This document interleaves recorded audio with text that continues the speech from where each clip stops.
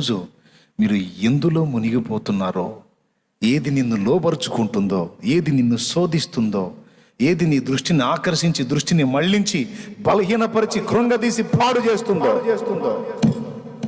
అది ఏ విధమైందైనా కావచ్చు, నిన్ను అభ్యంతరపరిచేది.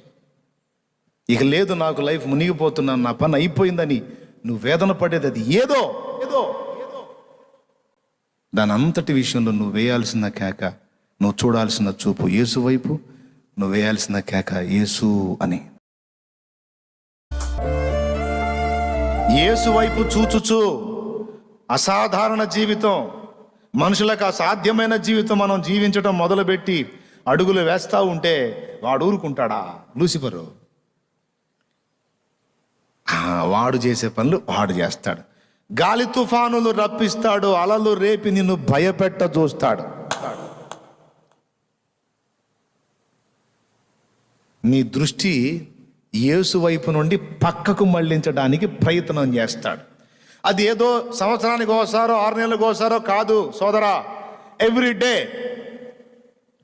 ఎక్కడ ఛాన్స్ ఉంటే అక్కడ, ఎక్కడ అవకాశం దొరికితే అక్కడ నీ దృష్టి ప్రభు వైపు నుండి మరల్చడానికి వాడు శతవిధాల ప్రయత్నం చేస్తాడు. మీ అందరికీ అనుభవాలు ఉన్నాయా?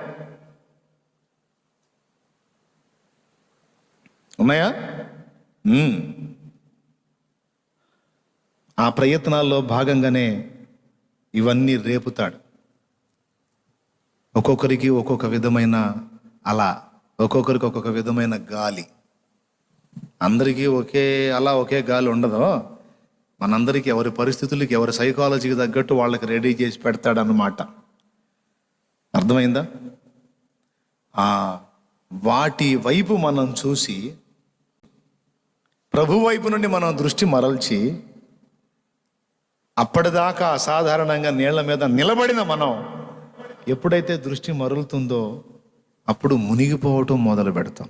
అప్పటిదాకా మన కాళ్ళ కింద ఉన్న నీరు అంటే లోకం ఎప్పుడైతే దాని విషయంలో మెతకొచ్చిందో ఇక అది మనల్ని ముంచటం మొదలుపెట్టిద్ది, అది మనల్ని పట్టేయటం మొదలుపెట్టిద్ది. అప్పుడు ఉంటుంది మన పని. అప్పుడే మొత్తుకుంటుంటారు, వదలలేకపోతున్నాను అన్నయ్య, నిలవలేకపోతున్నాను అన్నయ్య, విడవలేకపోతున్నానయ్య అనే డైలాగులు అప్పుడు వస్తాయి అన్నమాట. అప్పటిదాకా నీ కాళ్ళ కింద లోబడి ఉన్నటువంటిది ఏదైతే ఉందో అది ఒక్కసారిగా నిన్ను మింగటం మొదలు పెడుతుంది, ముంచటం మొదలు పెడుతుంది.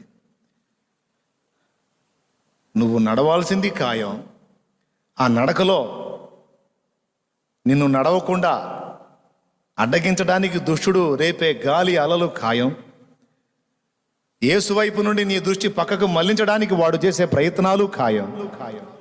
ఒకవేళ నీ దృష్టి నిజంగానే మళ్ళినట్లయితే నువ్వు మునగటం ఖాయం. ఎందులో? అప్పటిదాకా ఏ లోకాన్ని కాళ్ళ కింద పెట్టుకుని నడిచావో అదే లోకం నిన్ను ముంచటం ఖాయం. అయితే ఇక్కడ నేను ఏ మాట కోసం నేను ఇంత మ్యాటర్ చెప్పానంటే, ఫైనల్లో పేతురు చేసిన తెలివైన పని మీ దృష్టికి తేవటానికి ఈ మ్యాటర్ చెప్పాను. నీళ్లలో మునిగిపోవటం మొదలుపెట్టినప్పుడు సహజంగా తనను తాను కాపాడుకోవటానికి పేతురు ప్రయత్నించాలి. ఇది మనం గుర్తుపెట్టుకోవాల్సిన పాయింట్. ఎందుకో చెప్తా. పేతురు ప్రారంభం నుంచి చేపలు పట్టే వృత్తి గలవాడు. పేతురు పనేంటి? చేపలు పట్టుట. ఇప్పుడు నీళ్లలో ఈదటం పేతురుకు రాదా? నీళ్లలో ఈదటం పేతురుకు రాదా? నడిచినంత వరకు నడిచాడు. మునిగిపోయే పరిస్థితి వస్తే అలా కాళ్ళు చేతులు ఆడించి చక్కగా ఈత కొట్టుకుంటా పడవ దగ్గరకు వచ్చేసి ఎక్కేసేయచ్చు. ఆ పని ఎందుకు చేయలేదు? పేతురుకు రాదా ఈదటం? దేవునికి స్తోత్రం కలుగును గాక. హల్లెలూయా. మరి ఎందుకు ఈదలేదు? పేతురు ఏం చేశాడు అంటే, పేతురుకు తెలుసు, మనం కూడా తెలుసుకొని ఉండాలి ఆ సంగతి. చాలామంది ట్రై చేస్తుంటారు, అందులో నుంచి బయటికి రావడానికి మనకు అలవాటే కదా. ఎన్నోసార్లు మనం ఈత కొట్టిన అనుభవాలు ఉన్నాయి కదా, ఇప్పుడు కాస్త కోస్త మునిగాం, ఏం కాదు, మనమే ఈది బయటకు వద్దామని ట్రై చేస్తారు. నేను చెప్పనా, అది సాధ్యం కాదు. ప్రయత్నం చేస్తున్నావా? ఎవరున్నారో ఇక్కడ నాకు తెలియదు, పరిశుద్ధాత్మ దేవుడు మాట్లాడుతున్నాడు. ప్రయత్నం చేస్తున్నావా బయటపడదామని? ఆ ప్రయత్నం ఇంకా నిన్ను లోపలికి తీసుకెళ్ళే పరిస్థితి ఉంటుంది, పడలేవు. మరి ఏం చేయాలి? ఏం చేయటం లేదు, గావు కేక వేయటమే తరువాయి, ఇంక వేరే మార్గం లేదు. పెద్ద కేక వేయటం ఏమన్నా తెలుసా? ప్రభువా, పాస్టర్ గారు అని కాదు, దేవునికి స్తోత్రం, అయ్యగారు అని కాదు, అమ్మగారు అని. అయ్యగారు అమ్మగారు కూడా అదే ఫైటింగ్లో ఉన్నారు. అందరి సోపాదే. స్తోత్రం చెప్పండి. ఇప్పుడు ఎవరిని కేకేయాలి? ఆంధ్రేయ, అన్నయ్య, ఈయన మాటలు నమ్మి దిగా మునిగిపోతున్నా. అన్నో రా అన్నాడా? యోహాను రా, యోహాను అన్నాడా? అన్నా కాపాడలేడు, నన్ను నేను కాపాడుకోలేను, మరి ఎవరో కాపాడే సన్నివేశం కాదు ఇది. నీళ్ళ మీద నడవమని నన్ను ఎవరు పిలిచారో, ఇన్ని రోజులు ఇంత సమయం నన్ను ఎవరు నడిపించారో, ఆయనే మళ్ళా నన్ను నిలబెట్టాలి. అందుకే ఏ దృష్టి అయితే పక్కకు తిప్పి మునిగిపోసాగాడో, ఆ పక్కకు తిప్పిన చూపు మళ్ళా యేసు వైపు చూచి కేక వేశాడు, ప్రభువా నన్ను రక్షించు. ప్రభు ఏం చేశాడు? బుద్ధి లేనోడా, ఈత కొట్టడం రాదా ఏంది నీకు? ఏంటి నాకు చెబుతావు, దా ఈదు అన్నాడా? ఈదితే బయట పడడని యేసయ్యకి తెలుసు. అందుకే వెంటనే ఆయన చెయ్యి చాపి ఎవరిని ముట్టి? పేతుర్ని పట్టుకొని అలా లేపి నిలబెట్టాడు. వెంటనే చెయ్యి చాపి. అంటే చూడండి, ఆయన సమీపంలోనే ఉన్నాడు. వెంటనే ఆయన పరిగెత్తుకుంటూ వచ్చి, లేకపోతే ఆయన నడుచుచూ వచ్చి, ఆయన వేగంగా నడుచుచూ వచ్చి ఏం చెప్పలా, వెంటనే చెయ్యి చాపి. అంత దగ్గరకు వచ్చి ఎట్ట మునిగిపోయాడు నాకు అర్థం కాదు. ఆ సన్నివేశం ఊహించుకుంటే చిత్ర విచిత్రాలు వస్తాయి ఆలోచనలో. దేవునికి స్తోత్రం కలుగును గాక. అవునా కాదా? అంత దగ్గరికి వచ్చింది, ఇంక నీకు భయం అంటే ఒకవేళ దూరంగానే ఉంటే యేసయ్య బాహు చాపి లేపాడా? ఆయన ఉన్న దగ్గరే ఉండే చేతిని పంపించలేడా?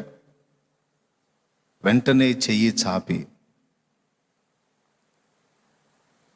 నిలబెట్టాడు.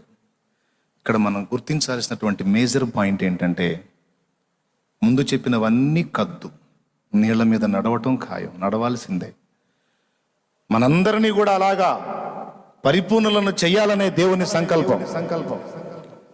ఏ పొద్దు కూడా ఏదో చంటి పాపల్లాగా చంకనేసుకొని బుజ్జాయి చిట్టి చిన్ని అని పాడుకుంటా తిరగడు. ఒక దశలో ఇక్కడ ఉన్న వాళ్ళలో కొత్త వాళ్ళు ఎవరైనా ఉంటే వాళ్ళు చంటి పిల్లలే, వాళ్ళని చంకనేసుకుంటాడు. సిస్టర్స్, బ్రదర్స్, కొత్తగా దేవుల్లో ఎదుగుతున్న వాళ్ళు ఎవరైనా ఉంటే మిమ్మల్ని చంకనేసుకుంటాడు, అందుబాటులో ఉంటాడు. కానీ రెఫీదీములో ఈ అనుభవంలోకి వచ్చేటప్పటికి నువ్వే యుద్ధం చేయాలి అన్నట్లు, అప్పటిదాకా ధోనిలో వెళ్ళినటువంటి సిమోనో నువ్వు నడువు నీళ్ల మీద అన్నట్టు, మనం ప్రయత్నం చేయటాన్ని దేవుడు ఇష్టపడుతున్నాడు. మనం నడవాలని దేవుడు ఆశిస్తున్నాడు. అది కూడా ఎవరి వైపు చూస్తూ? ఆయన వైపు చూస్తూ.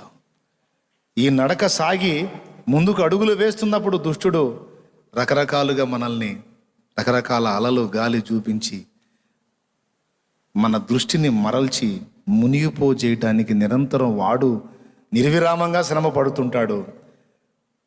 నడుస్తూ ఉంటే ఏమి లేదు, ఇబ్బంది లేదు.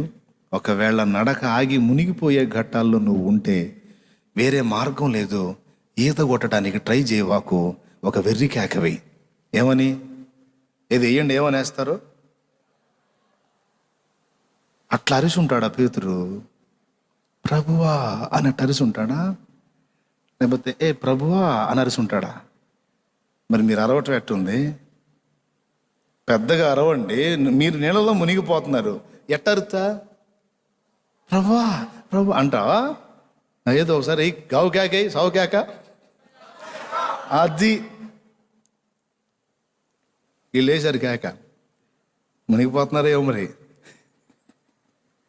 మీరైనామా మరి వీళ్ళు నీళ్ళలో మునుగుతా కూడా సిగ్గుపడుతున్నారు. మరి మునుగుతా కూడా సిగ్గా, మునుగుతా కూడా ప్రభా ప్రభా అంట. వేయండి అందరు కలిసి ఒక కేక వేయండి, పోదాం మనం ఇంటికి పోదాం. బా ఇటు పక్క సూపర్ సౌండ్ వచ్చింది. వేరే మార్గమే లేదు. ఎప్పుడైతే ఆయన కేక వేశాడో పేతురుకు తెలుసు, తను ప్రయత్నించినా బయటపడలేడని తెలుసు. తన సహోదరులను పిలిచిన వాళ్ళు వచ్చి కాపాడలేరు అని కూడా తెలుసు.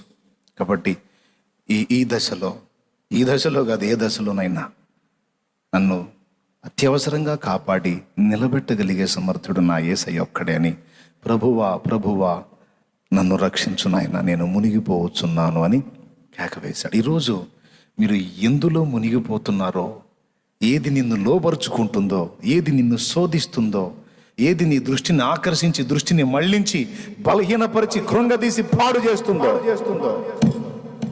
అది ఏ విధమైందైనా కావచ్చు, నిన్ను అభ్యంతరపరిచేది. ఇక లేదు నాకు లైఫ్, మునిగిపోతున్నాను, నా పని అయిపోయిందని నువ్వు వేదన పడేది అది ఏదో